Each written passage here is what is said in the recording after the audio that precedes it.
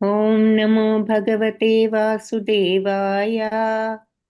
ఓం నమో భగవతే వాసుదేవాయ. వాసుదేవాయ. ఓం నమో భగవతే వాసుదేవాయ. ఓం నమో భగవతే వాసుదేవాయ. ఓం నమో భగవతే వాసుదేవాయ. ఓం నమో ఓం నమో భగవతే భగవతే వాసుదేవాయ. వాసుదేవాయ.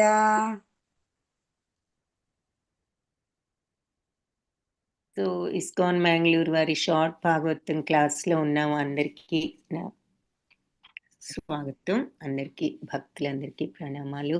9వ శ్లోకంలో నారద మహాముని చతుర్విధ పురుషార్థాలన్నీ నువ్వు వివరంగా వర్ణించావు, కానీ ఈ వాసుదేవుడి మహిమను మాత్రం నువ్వు సంపూర్ణంగా వర్ణించలేదు అని చెప్పి ఇంతకు ముందు శ్లోకంలో చెప్పారు.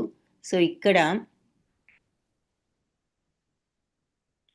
నయద్వచశ్చిత్రపదం హరేర్యశో జగత్పవిత్రం ప్రగృణీత కర్హిచిత్ తద్వాయసం తీర్థముషంతి మానసా నయత్ర హంసా విరమంత్యుశిక్షయ.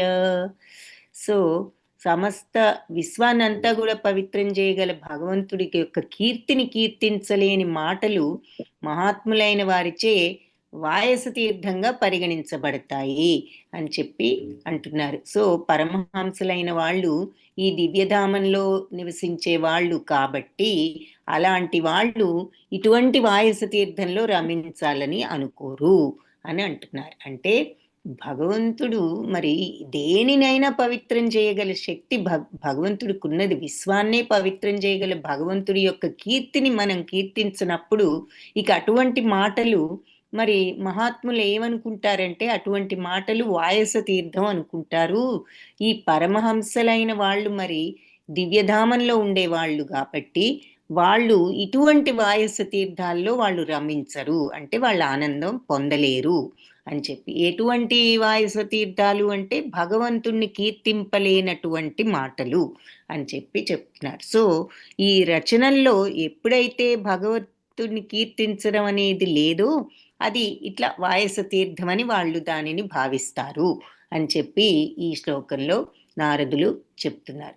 సో ఇక్కడ ఎన్నో మనస్తత్వాల్లో మరి తేడా ఉంటుంది కాబట్టి ఆ ప్రవృత్తులలో తేడా వలన హంసలు కాకులు కూడా ఒకే తరగతికి చెందినవని మనం అనుకోం. ఎందుకు? వాటిల్లో డిఫరెన్స్ ఉన్నది కాబట్టి, వాటి ప్రవృత్తిలో కూడా డిఫరెన్స్ ఉంది కాబట్టి. సో అలాగే కామ్యకర్మల మీద ఇంట్రెస్ట్ ఉన్న వాళ్ళు, అంటే కోరికలు తీర్చుకోవడానికి పనులు చేసేవాళ్ళు, లేదా రజోగుణ స్వభావులు, వాళ్ళని కాకులతో పోల్చారు. పరమహంసలనేమో హంసలతో పోల్చారు. కాబట్టి ఈ వ్యర్థ పదార్థాలన్నీ అంటే మనం పనికిరాని పదార్థాలు వ్యర్థమైనవి పడవేసే చోట కాకులు మరి అన్ని వెళ్ళి అక్కడ ఆనందంగా అవి అనుభవించాలని చూస్తూ ఉంటాయి. అలాగే రజోగుణంలో ఉన్న ఈ కామ్యకర్మ రతులు వాళ్ళు ఇటువంటి కొన్ని చెడు మార్గాల వైపు, ఇంద్రియ భోగాల వైపు వాళ్ళు అనురక్తులు అవుతూ ఉంటారు. అలా కాకులు గనక ఇలాంటి కాకులు చూడండి, ఎప్పుడు క్లీన్ అయిన వాటికంటే కూడా ఏదైనా కొంచెం అంటే ఏదైనా జంతువు అక్కడ మరణించిన జంతువు ఉన్న ఇలాంటి చోటుకి ఎక్కువ కాకులు అది తినడానికి వెళ్తూ ఉంటాయి. సో కానీ మరి అందుకని కాకులు గుమికూడే ప్రాంతంలో హంసలు ఎప్పుడు కూడా ఆనందాన్ని పొందలేవు అంటున్నారు. సో అటువంటి చోటకి ఎప్పుడు హంసలు వెళ్ళవు. సో ఇట్లా రంగులతో మరి ఎంతో సౌందర్యంతో అందంగా తామర పూలతో నిండి ఉన్న ఒక సరస్సులో కానీ ఇలాంటి చోట హంసలు ఉంటూ ఉంటాయి. కానీ కాకులేమో మరి మనం ఇందాక చెప్పుకున్నట్లుగా అవి మనకు అంతగా నచ్చని ప్రదేశాల్లో అవి ఉంటూ ఉంటాయి. కాబట్టి ఈ కాకులకి హంసలకి ఉన్న భేదాన్ని చెప్తున్నారనమాట. అలాగే మరి ఈ మనుష్యుల్లో కూడా భిన్న ప్రవృత్తులు ఉన్నాయి.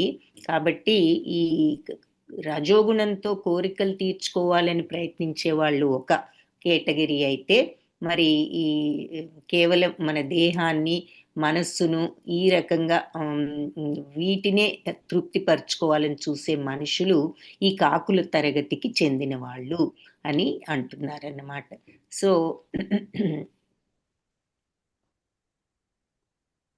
కాబట్టి కా ఎలా అయితే హంసలు ఉన్న చోటు కాకులకు నచ్చదో, కాకులున్న చోటు హంసలకు నచ్చదో, అలాగే ఈ మహాత్ములకు కూడా మరి భగవంతుణ్ణి కీర్తించినటువంటి ఏ విషయమైనా వాళ్ళకది అందులో వాళ్ళు రతులు అంటే ఆనందాన్ని పొందలేరు, రతులు కాలేరు, అంటే వాళ్ళు దాంట్లో ఆనందాన్ని పొందలేరు. కాబట్టి భగవంతుడి భక్తి అనేటటువంటి భక్తిలో ఉన్న ఈ ఆధ్యాత్మిక మహాత్ములు వాళ్ళని అటువంటి మహాత్ములు భక్తి సదా ఆధ్యాత్మిక పరిధి అందే పునరించరి కారణంగా అటువంటి మహాత్ములు మానస అని చెప్పి పిలువబడతారట. వాళ్ళని మానస అని చెప్పి పిలుస్తారు. సో ఇలాంటి భక్తి స్థూలదేహపు భోగాల కోసం చేసే కర్మలు కానీ, అహంకారంతో చేసేటటువంటి కర్మలు కానీ నిషేధిస్తుంది. అంటే సింపుల్ మాటల్లో చెప్పుకోవాలి అంటే, ఈ మహాత్ములు మామూలుగా ఈ భౌతిక దేహం సుఖం కోసం, అంటే ఇంద్రియాలను తృప్తిపరచుకోవడానికి మనం సుఖం పొందాలి అని అటువంటి కోరికలతో చేసే పనులు కానీ, లేదంటే అహంకారంతో చేసే పనులను కానీ ఇటువంటి మహాత్ములు మరి వాళ్ళకవి రుచించవు అంటున్నారు. ఎలా అయితే హంసలకు ఈ కాకులుండే ప్రదేశాలు రుచించవో, ఈ మహాత్ములకు కూడా ఈ రజోగుణ స్వభావంతో ఈ కామ్యకర్మల మీద రాతితో చేసే పనులు వాళ్లకు రుచించవు అని చెప్పి చెప్తున్నారు. సో అట్లా ఇక్కడ మనకి కాకులు హంసలు ఎగ్జాంపుల్తో రజోగుణం ఉన్న వాళ్ళు, ఆ తర్వాత మహాత్ములు, వీళ్ళిద్దరి మధ్యలో భేదాన్ని ఇక్కడ వివరించారన్నమాట. అంటే ఎందుకు ఇదంతా వివరించారు అంటే, మరి ఇలా ఈ శ్లోకంలో ఆయన చెప్తున్నారు కదా, భగవంతుణ్ణి కీర్తించినటువంటి మాటలు ఈ మహాత్ములకు వాయస తీర్థాల్లాగా ఉంటాయి.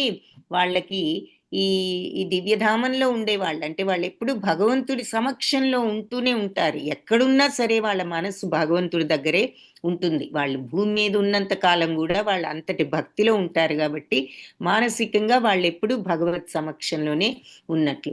సో అలాంటి దివ్యధామంలో ఉండేవాళ్ళు ఇక ఇలాంటి వాయస తీర్థాల్లో రమించాలని కోరుకోరు.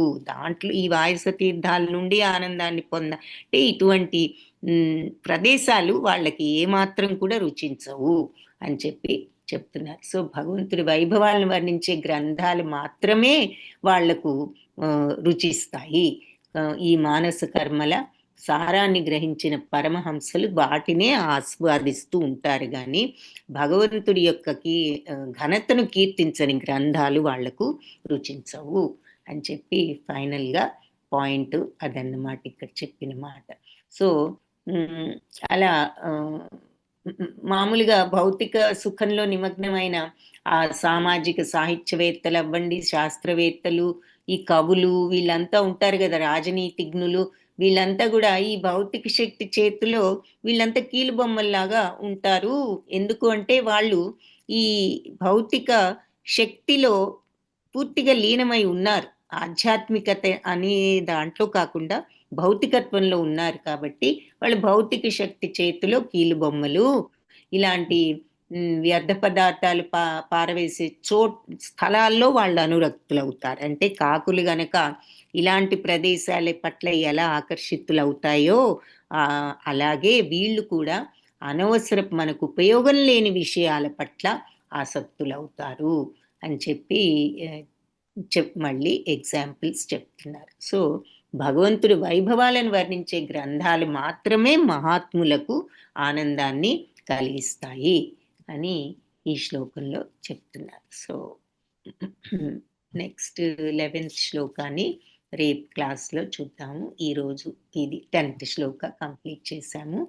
వాంఛాకల్పతరుభ్యశ్చ కృపా సింధుభ్య ఏవ చ పతితానాం పావనేభ్యో వైష్ణవేభ్యో నమో నమః. హరే కృష్ణ. అందరికీ క్లాస్ హరే కృష్ణ.